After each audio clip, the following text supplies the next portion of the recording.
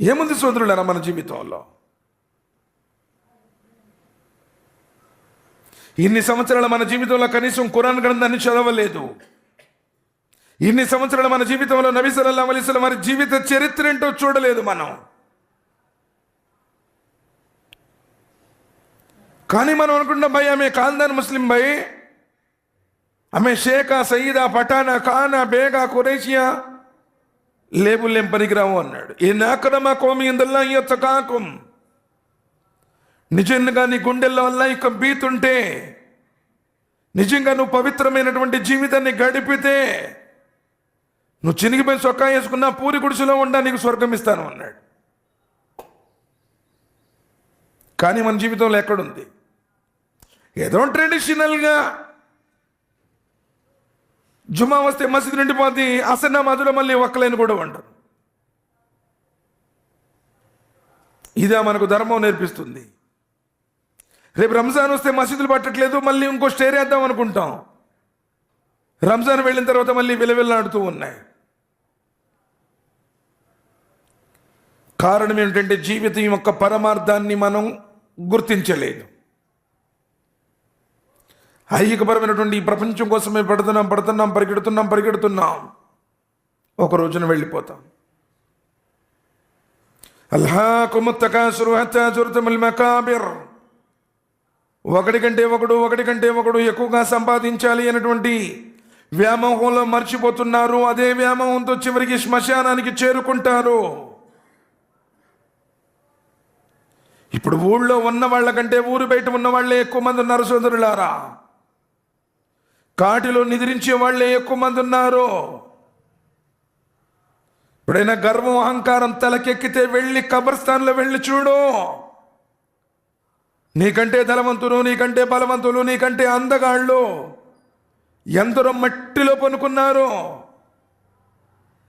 మరి ఎందుకు నువ్వు వచ్చింది? వచ్చేటప్పుడు ఏం తీసుకొచ్చావు, పోయేటప్పుడు ఏం తీసుకుని పోతావు? ఖాళీ చేతులతో వచ్చాము, తిరిగి మరలా ఖాళీ చేతులతో వెళ్ళిపోయేటువంటిది ఉంది. మరి ఒకవేళ ఇదే స్థితిలో నిన్ను పుట్టించినటువంటి నీ స్వామి ముందు నుంచి ఉంటే నీ దగ్గర జవాబు ఉందా?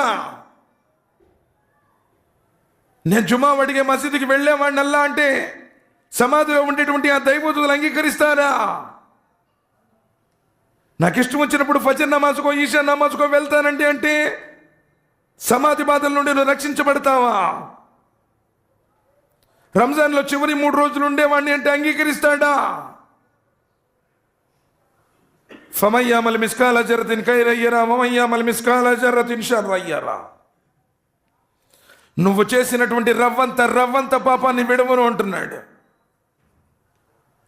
నువ్వు చేసినటువంటి పుణ్యం రవ్వంత అయినా సరే దాన్ని పొంది తీరుతావు అంటున్నాడు. ఏం సమాధానం చెప్తావు? ఏ ముఖం పెట్టుకుని నుంచి ఉంటావు నీ స్వామి ముందు?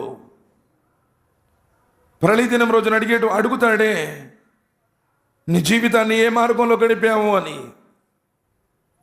కోరికలకు బానిసైన అల్లా, మొబైల్ పిచ్చిలో మునిగిపోయానల్లా, ఏ రోజు నీ పవిత్ర నామాన్ని స్మరించకుండా 24 గంటలు ఆ ఫోన్లు చూసుకోవడం, ఆ సినిమా థియేటర్లో బారులు, అస్తగ్ఫిరుల్లా, నౌజ్ బిల్లా, ఏముందయ్యా సమాధానం చెప్పడానికి? మొబైల్స్ ఉంటే సైలెంట్ మోడ్లో పెట్టండి జుమా, లేదంటే స్విచ్ ఆఫ్ చేసుకోండి. ఏ సమాధానం చెప్తావు?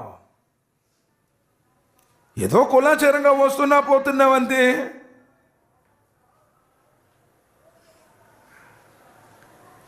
ఏ రోజైతే నీవు ఆయన గుర్తించిన విధంగా గుర్తించాలి, మా కదరుల్లాహ్ కద్రిహి వల్లర్దు జమీఅన్ కబ్జతుహు యౌమల్ ఖియామా, వారు అల్లాహ్ను ఏ విధంగా గుర్తించాలో ఆ విధంగా గుర్తించలేదు. అల్లాహ్ యొక్క ఉనికిని ఏ విధంగా తెలుసుకోవాలో ఆ విధంగా తెలుసుకోలేదు. ఆయన్ని తెలుసుకున్న రోజున నీ జీవితం ఇలా ఉండదు అన్నాడు. మాలకుం లా తర్జూన లిల్లాహి వకారా వఖద్ ఖలఖకుం అత్వారా. అంతటి మహోన్నతుడైనటువంటి అల్లాంటి నీకు బొత్తిగా భయం లేదా? ఒక్కసారి ఆజ్ఞాపిస్తే నీ గుండె ఆగిపోతుంది. నీ శ్వాస నిలిచిపోతుందే, నిన్ను చూస్తే జనాలందరూ దడుచుకుంటారే, కట్టుకున్న భార్య కూడా అంటుకోవడానికి భయపడుతుందే, నిన్ను శవం అంటారే. 4 రోజుల జీవితం కోసం అంతగా ప్రాకులాడుతున్నావే, ఏం తీసుకుని వెళ్ళాలని?